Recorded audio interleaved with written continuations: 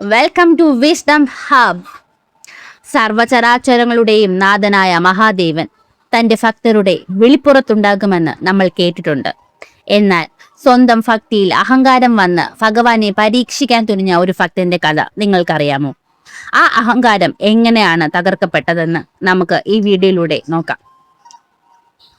പണ്ട് ഒരു വനത്തിൽ ഘോരമായ തപസ്സിൽ ഏർപ്പെട്ടിരുന്ന ഒരു ഭക്തൻ ഉണ്ടായിരുന്നു. വർഷങ്ങളോളം ആഹാരവും വെള്ളവുമില്ലാതെ അദ്ദേഹം ശിവനെ പ്രാർത്ഥിച്ചു. ഒടുവിൽ താൻ ലോകത്തിലെ ഏറ്റവും വലിയ ശിവഭക്തനാണെന്ന അഹങ്കാരം അദ്ദേഹത്തിന്റെ മനസ്സിൽ ഉടലെടുത്തു. ഞാൻ വിളിച്ചാൽ ഭഗവാൻ ഉടനെ വരും എന്ന് അദ്ദേഹം മറ്റുള്ളവരോട് വീമ്പടിക്കാൻ തുടങ്ങി. ഭക്തന്റെ അഹങ്കാരം മാറ്റാൻ ഭഗവാൻ തീരുമാനിച്ചു. അദ്ദേഹം ഒരു വൃദ്ധനായ യാചകന്റെ വേഷത്തിൽ ഭക്തന്റെ മുന്നിലെത്തി. എന്നിട്ട് പറഞ്ഞു, അല്ലയോ മഹാനായ ഭക്തൻ, അങ്ങ് ഇത്ര വലിയ തപസ്വിയാണെങ്കിൽ എനിക്ക് വേണ്ടി ഭഗവാനോട് ഒരു കാര്യം ചോദിക്കാമോ? എന്റെ ഈ കഷ്ടപ്പാടുകൾ എന്ന് തീരും?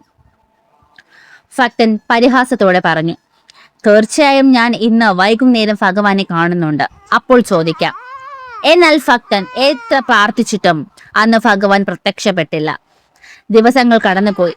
തന്റെ ഭക്തി ഫലിക്കുന്നില്ലെന്ന് കണ്ട ഭക്തൻ തളർന്നു.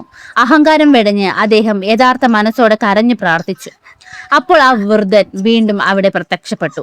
ആ വൃദ്ധന്റെ രൂപം പതുക്കെ മാറി സാക്ഷാൽ പരമശിവനായി മാറി. ഭഗവാൻ പറഞ്ഞു, മകനെ, ഭക്തി എന്നത് മറ്റുള്ളവരെ കാണിക്കാനുള്ളതല്ല. മനസ്സിലെ അഹങ്കാരം വെടിഞ്ഞ് നീ എപ്പോൾ വിളിക്കുന്നുവോ അപ്പോൾ മാത്രമേ ഞാൻ നിന്റെ കൂടെ ഉണ്ടാവൂ. ഈ കഥ നമുക്ക് നൽകുന്ന പാഠം ഇതാണ്: വിനയമില്ലാത്ത ഭക്തി കൊണ്ട് ഒരു പ്രയോജനവുമില്ല. എത്ര വലിയ നേട്ടങ്ങൾ ഉണ്ടായാലും നമ്മുടെ ഉള്ളിൽ എപ്പോഴും എളിമ ഉണ്ടായിരിക്കണം. ഈ വീഡിയോയെ കുറിച്ചുള്ള നിങ്ങളുടെ അഭിപ്രായങ്ങൾ താഴെ കമന്റ് ചെയ്യുക. ഇതേപോലുള്ള കൂടുതൽ ചരിത്ര പുരാണങ്ങൾക്കായി ഇപ്പോൾ തന്നെ വിസ്ഡം ഹബ് ചാനൽ സബ്സ്ക്രൈബ് ചെയ്യുക.